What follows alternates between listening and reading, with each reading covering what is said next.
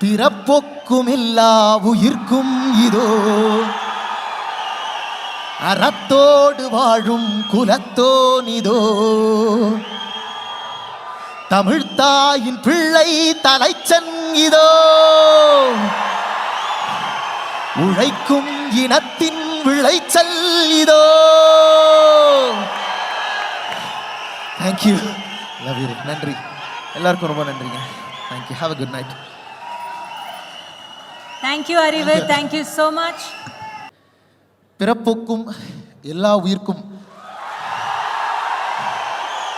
அப்படின்னு சொன்னவர் ஆதியோன் திருவள்ளுவர்.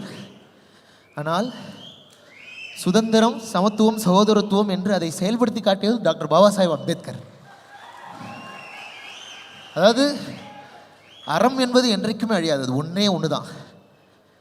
இன்னைக்கு புரட்சியாளர் அம்பேத்கரை எல்லோருக்குமான தலைவராக கொண்டாடுவதை எவ்வளவு மகிழ்ச்சியாக இருக்குன்னா, நான் பாடுற இந்த பாடல்கள் எல்லாம் பாவலர் தலித் சுப்பையா, மூர்த்தி தாத்தா, வியாசை கேஜி நேசன், இப்படி நிறைய நாட்டுப்புற பாடகர்கள் கிராமமாக பாடிய பாடல்கள். அவர்கள் தான் அம்பேத்கரை கொண்டு வந்து நம்ம கையில் சேர்த்தாங்க.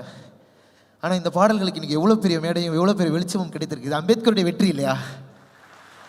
இது அவருடைய கருத்துக்களைத்தானே நம்ம பாடுறோம். அதனால் அவரை படிக்கும் பொழுது எனக்கு எப்போவுமே ஒரு விஷயம் தோணும். ஒரு முக்கியமான விஷயத்தை மட்டும் சொல்லிட்டு நான் இந்த பாட்டை பாடிடுறேன். குடிக்கிற தண்ணி வந்து அவர் ஸ்கூல் படிக்கும்போதும் கொடுக்கல. அவர் அமெரிக்காவுக்கு போயிட்டு லண்டனுக்கு போயிட்டு படிச்சுட்டு வந்து அமைச்சராக இருக்கும்பொழுதும் அவருக்கு தண்ணி கொடுக்கல.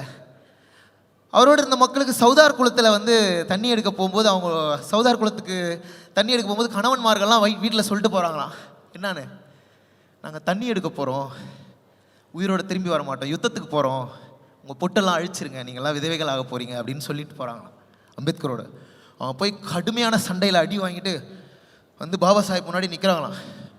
ஐயா சொல்லுங்க ஐயா, மொத்தத்தையும் நாங்கள் வந்து காலி பண்ணிக்கிறோம் ஒட்டு மொத்தமாக, இவ்வளோ கோபமாக சொல்கிறாங்களாம்.